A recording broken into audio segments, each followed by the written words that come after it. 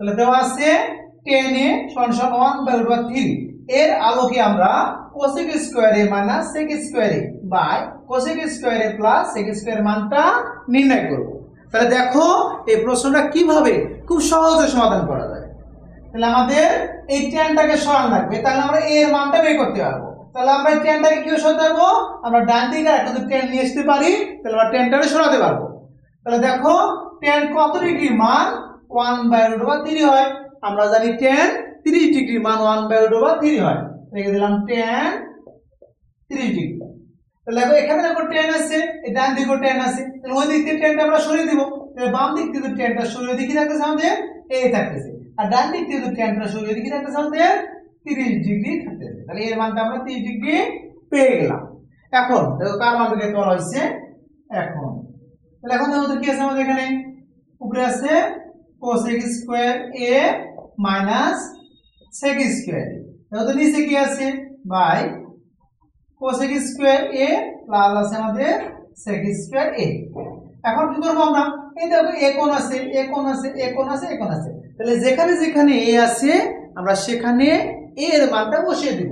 তাহলে cosec square উপরে আছে যা থেকে দিলাম cosec স্কয়ার, এই a যে কি বসাবো a এর মানটা বসিয়ে দিব। তাহলে এর মানটা কত ডিগ্রি? আমাদের এর মানটা হচ্ছে 30 ডিগ্রি। মাঝখানে মাইনাস আছে, মাইনাস দিয়ে দিলাম। আবার দেখো sec স্কয়ার আছে, তাহলে sec স্কয়ার দিয়ে দিলাম। তাহলে এর মানটা কত হয়েছে? আমরা 30 ডিগ্রি পেয়েছি, 30 ডিগ্রি দিয়ে দিলাম।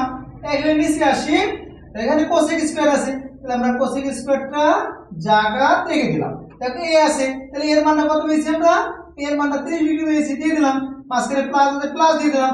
আবার দেখো এখানে sec আছে, তাহলে sec স্কয়ার আছে, sec স্কয়ার দিয়ে দিলাম। এর মানটা আমরা এখন আবার বসিয়ে দেব। তাহলে ওদের এর মানটা কত হচ্ছে? আমাদের এর মানটা আছে 30 ডিগ্রি। এরপরে সমান সমান, তাহলে দেখো cosec স্কয়ার 30 ডিগ্রি, তাহলে আমরা cosec স্কয়ার মানে cosec 30 ডিগ্রি মান কত জানি?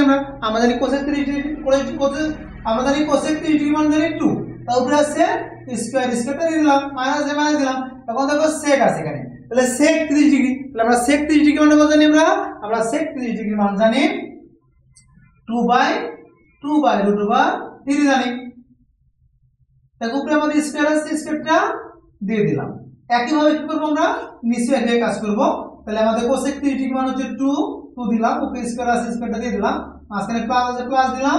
এখানে sec আছে, তাহলে sec 30 ডিগ্রি মান কত জানি? আমরা 2/√3 জানি, উপরে স্কয়ার আছে, স্কয়ারটা দিয়ে দিলাম।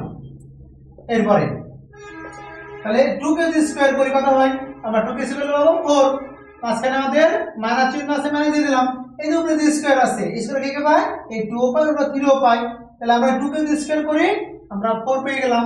আর স্কয়ারের জন্য 2 উঠে যাচ্ছে, থাকতেছে আমাদের 3। তাহলে নিচে আসো, আবার এই 2 কে যদি স্কয়ার করি আমরা 4 পেয়ে যাব। দেখো এখানে প্লাস চিহ্ন আছে, প্লাস চিহ্ন দিয়ে দিলাম। আবার স্কয়ার আছে, এই 2 কে যদি স্কয়ার করি আমরা 4 পাবো। আর স্কয়ারের জন্য 2 উঠে যাচ্ছে, থাকতেছে আমাদের 3। এবার কি করব আমরা? এবার আমরা উপরে লসাগু করব, নিচেও লসাগু করব। তাহলে দেখো উপরে নিচে কিছু না, মানে কত আছে? 1 আছে। 1 আর এই যে 3, 1 আর 3 লসাগু কত হয়? 1 আর 3 লসাগু হচ্ছে আমাদের 3। তাহলে এই যে 4 এর নিচে কিছু নাই, তাহলে কি করব আমরা? এই 3 দিয়ে 4 গুণ করে দেব। তাহলে আমরা 3 দিয়ে যদি 4 গুণ করি কত হবে? 3 4 12। দেখো মাঝখানে মাইনাস আছে, মাইনাস দিয়ে দিলাম। এবার এই 3 দিয়ে এই 3 ভাগ করো, তাহলে 3 দিয়ে 3 ভাগ করলে কত হয়? আমরা জানি 3 দিয়ে 3 ভাগ করলে 1 হয়। 1 দিয়ে 4 গুণ করলে এটা 4 হয়ে গেল। একইভাবে নিচে আসি আমরা, এই 4 এর নিচে কিছু না, 1 আছে। 1 আর 3 লসাগু হচ্ছে 3। এরপরে এই যে 4 এর নিচে কিছু নাই, তাহলে কি করব আমরা? এই 3 দিয়ে এই 4 গুণ করে দেব। তাহলে 3 দিয়ে 4 গুণ করলে কত হয়? 3 4 12 হয়। 12 দিয়ে দিলাম, মাঝখানে প্লাস চিহ্ন আছে, প্লাস দিয়ে দিলাম। এবার যদি নিচে 3 আছে, এই 3 দিয়ে 3 ভাগ করব। তাহলে 3 দিয়ে যদি 3 ভাগ করি কত হয়? আমরা জানি 1 হয়, আর 1 দিয়ে 4 গুণ করলে 4 হয়। সমান সমান দিয়ে দিলাম। 12 থেকে 4 বিয়োগ কত হয়? আমরা 12 থেকে 4 বিয়োগ করি আমরা পাবো 8 পাবো। নিচে আছে 3 দিয়ে দিলাম। একইভাবে 12 আর 4 যোগ করলে আমরা 12 আর 4 যোগ করলে 16। নিচে আছে 3 দিয়ে দিলাম। এরপর দেখো উপরে কি আছে? তো উপরে আছে আমাদের 8/3 আছে, 8/3 বসিয়ে দিলাম। এখন নিচে যে 16/3 টা, তাহলে 16/3 টা কি অবস্থা আছে?